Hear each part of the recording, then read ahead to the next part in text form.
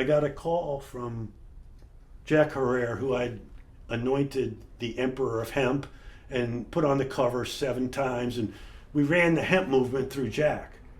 And he became Mr. Hemp. And Jack wanted me to publish his book, and the company refused to let me publish his book. And so somebody else published the book and sold 700,000 copies or whatever, and ripped Jack off or whatever. But it's like,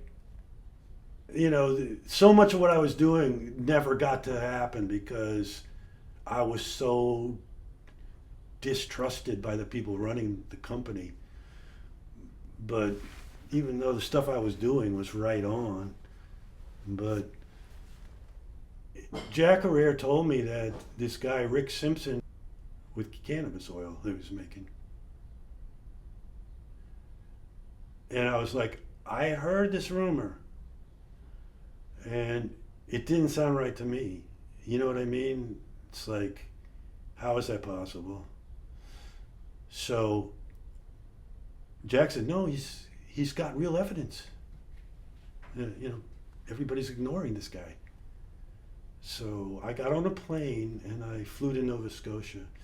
And I got off, and I think I was wearing a High Times t-shirt, and I had probably a hat on, which I can't find around here, but it was my Temple Dragon hat, which my production crew all had a look.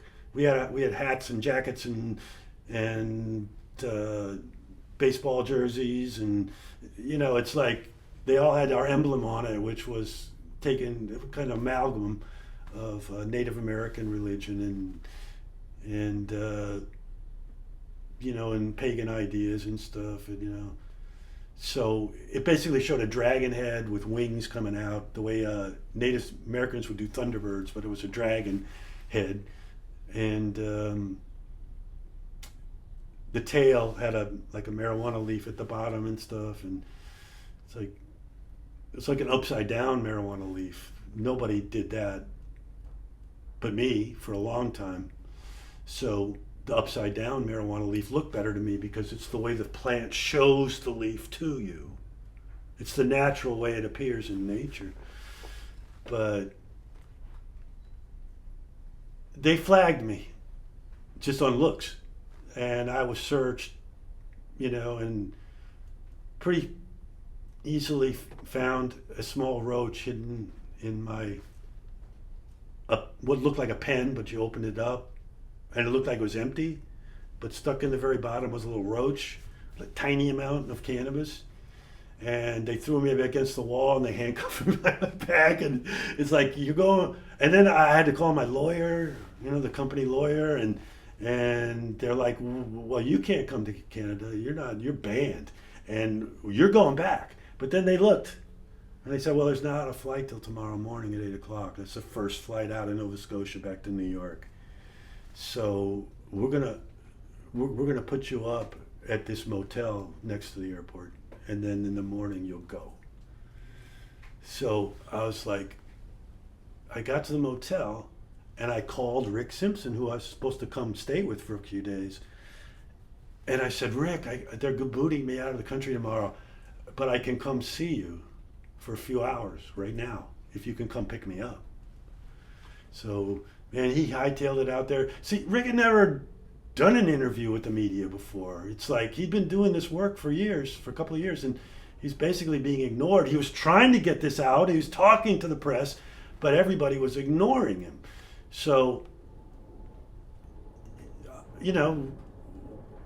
we talked on the about everything I knew, the history of the world, what was really going on, how they've warped all the religions, they've taken marijuana out of religion. And it's like I gave my whole rundown on the octopus, how things really worked, and Rick was a really smart guy. He wasn't that well schooled, but he was pretty up on the Illuminati and stuff like that. Only he'd been suckered into like the cover stories and the bullshit that they spin, And I told him, no, it's not like anything you read on the internet about it. Nothing real about the Illuminati's on the internet.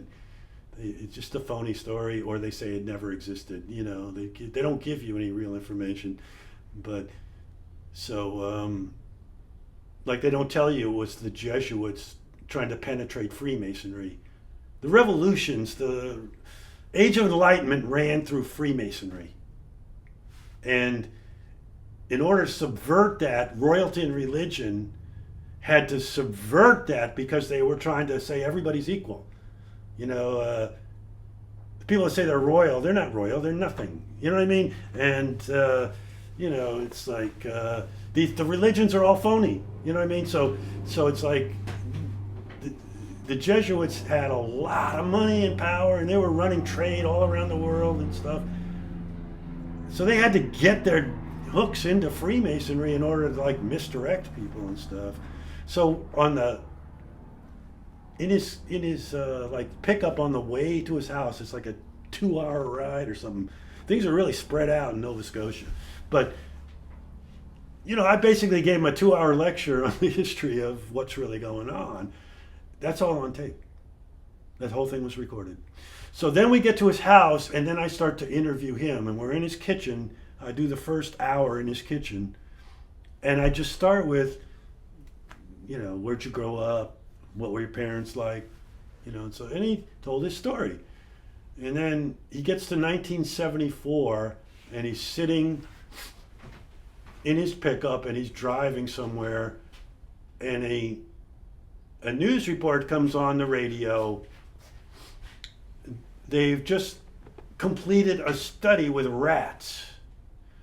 They gave rats cancer, and then they gave them mega doses of marijuana, real marijuana, from the place. The only place you could get it was, I think, down south somewhere, maybe Tennessee or something. They had a, you know, like a compound surrounded by razor wire where they grew marijuana plants. And once in a blue moon, somebody could get that for a study. If the study was going to prove marijuana was bad for you, it had to be like, so a study that was going to force feed enormous amounts of marijuana to these rats who already been injected with cancer. This looked like a good study because, hey man, these rats are going to die fast, and we're going to have the evidence we need to show you how dangerous this plant is. That's why we can lock people up for life for holding like a half ounce in their house or something. So this is 1974, and the funny thing is, the rats that got marijuana, they lived longer than the rats that got no marijuana, the control group.